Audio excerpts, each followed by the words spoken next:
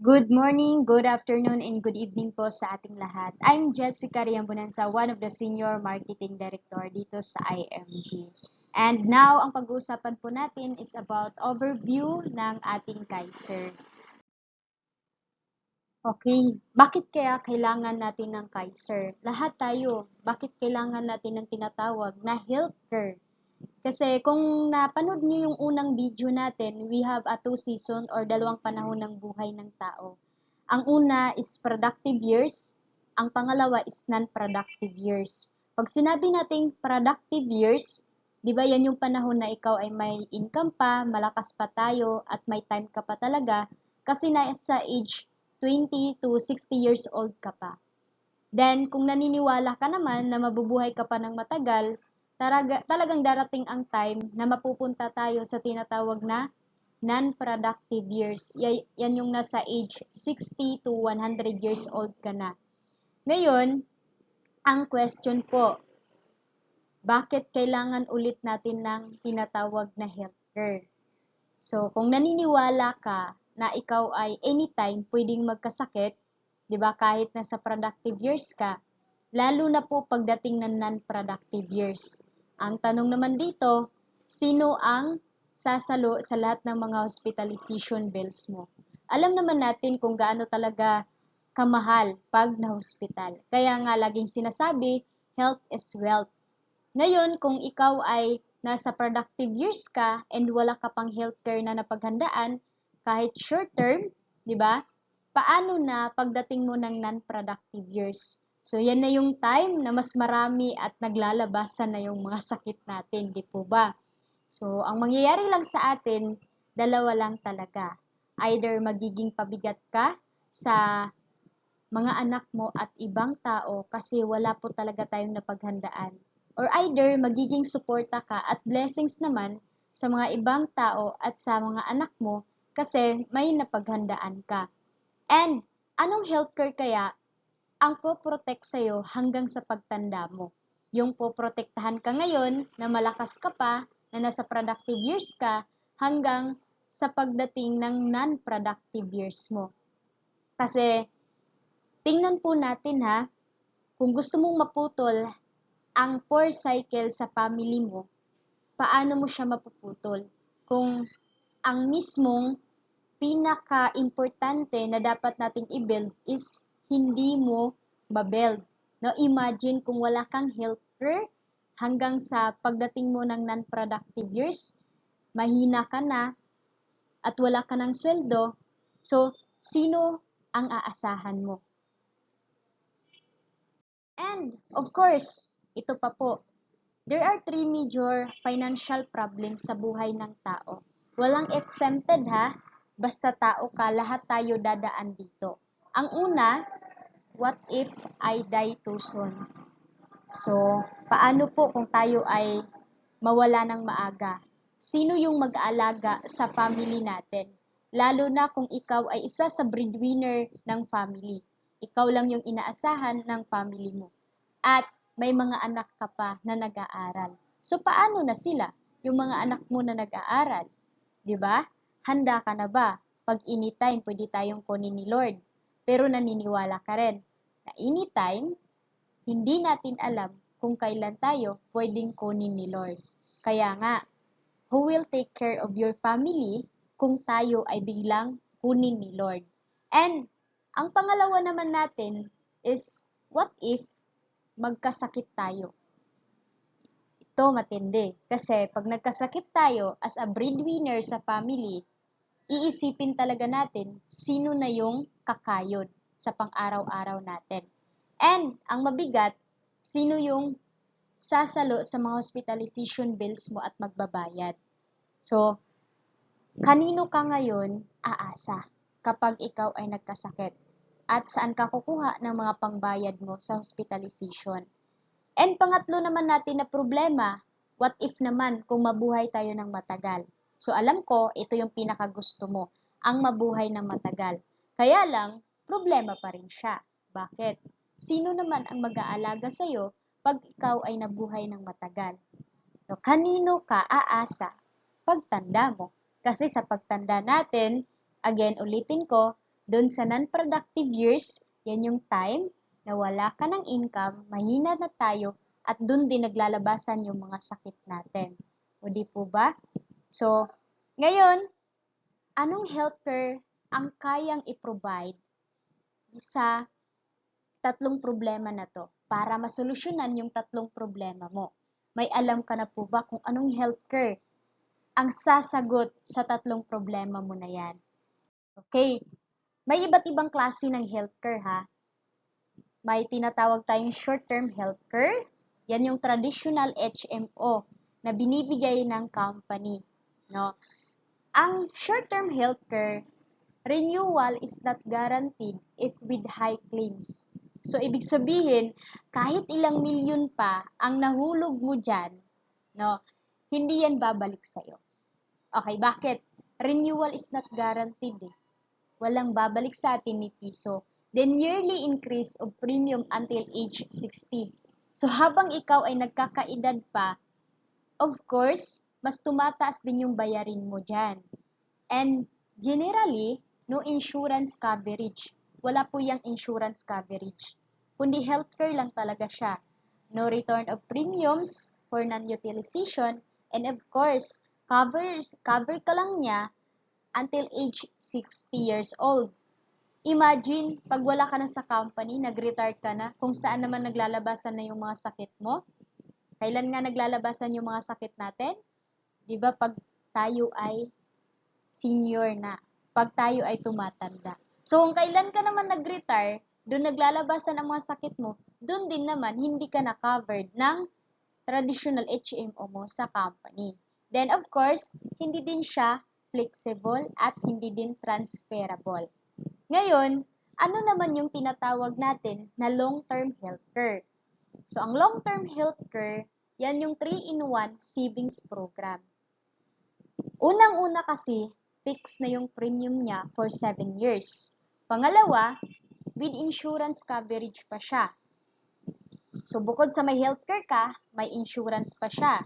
May kasamang insurance, then with the return of premiums up to 85% of contract price for non-utilization. So, ibig sabihin, magkakaroon ka pa ng saving in investment program. Ulitin ko, may insurance na siya, may healthcare pa siya, and of course, magkakaroon ka pa ng savings and investment program. Covers beyond age 60 with long-term care yields. So, ito yung healthcare na ika-cover ka ngayon hanggang sa pagtanda mo. O abutin ka man ng 100 years old, diba? Ika-cover ka pa rin niya. Sasamahan ka pa rin niya. Then, reinstatement within 2 years of lapse policy. So, ang kagandahan sa long-term healthcare natin, kahit abutin ka ng 2 years na hindi makapaghulog, balikan mo lang siya after 2 years, andun pa rin yung unang-unang hinulog mo. Hindi po yun mawawala. So, may leeway grace period tayo within 2 years ha. So, napakatagal na po nun. And lastly, transferable to primary beneficiary. So, yan yung long-term healthcare natin. Pwede pa siya ma-transfer sa mga primary beneficiary natin. And of course, ulitin ko, the long-term healthcare na meron tayo is unang-una, 3-in-1 savings program po siya. Kasi meron ka ng healthcare, may investment ka pa, may insurance ka pa. Kaya yung tatlong problema natin sa buhay natin, sagot na ng ating long-term healthcare. And of course, ikaw ngayon may kilala ka bang long-term healthcare na nasa kanya ang lahat? Nasa kanya ang lahat ng solusyon na magiging problema natin. Okay, sa amin, we have a Kaiser, Ultimate Kaiser Health Builder. Ang Kaiser natin is nakadesign na 7+13 kasi only 7 years ka lang magsisave or magsasacrifice and another 13 years for growing period ng pera mo. Naka-fix na yung babayarin mo and of course, ito yung mga benefits natin. Kung mababasa mo, marami na tayong benefits habang ikaw ay nagsisave sa Kaiser. during saving period yan ha, ang dami mo ng mga benefits. Paano na pag after saving period? Mas dumarami pa yung mga benefits natin. And of course, yung Kaiser natin, Ultimate Kaiser Health Builder is naka-age bracket yan. Kung titingnan natin, 10 to 40 years old, pwede ka sa plan na pinakamababa hanggang sa pinakamataas. So, mas advantage pala pag habang bata pa tayo is nagsisave na tayo. Kagaya ko, I started Kaiser at the age of 23 years old. So, yung monthly ko lang is nasa 2,647. Kasi ang kinuha ko is Key 45. Kung titingnan natin, 88 pesos per day lang po yung Key 45 na Kaiser natin. Kung nasa age 41 to 50 years old ka naman, pwede ka naman sa Key 60 na plan hanggang sa pinakamataas. Kung nasa 51 to 60 years old ka, pinakamababang plan na pwede mo makuha is Key 75. Pero ang pinaka-highly recommended talaga namin is Key 100. Bakit?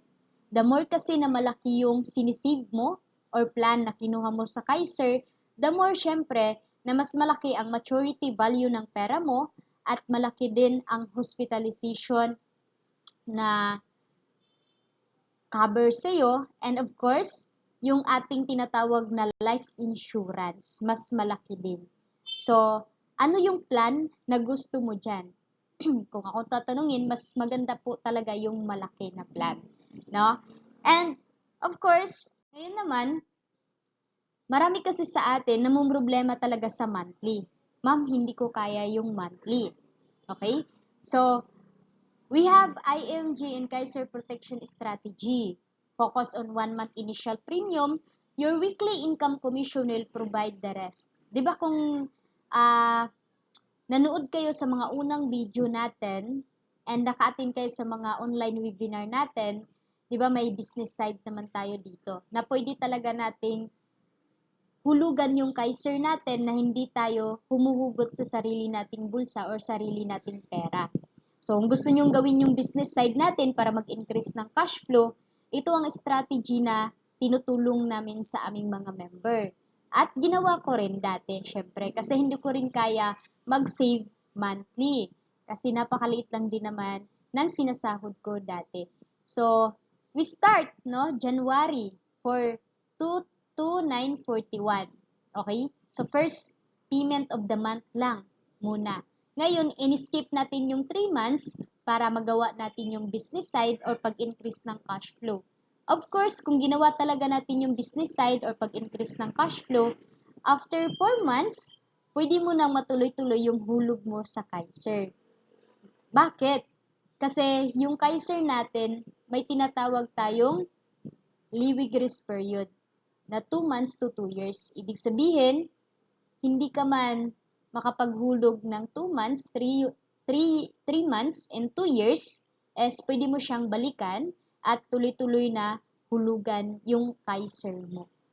Ayan. Then, ngayon, sa Solid Financial Foundation natin, di ba sabi mo, naniniwala ka na kailangan mo talagang mabuild yung Solid Financial Foundation mo para maputol yung cycle or poor cycle sa family nyo.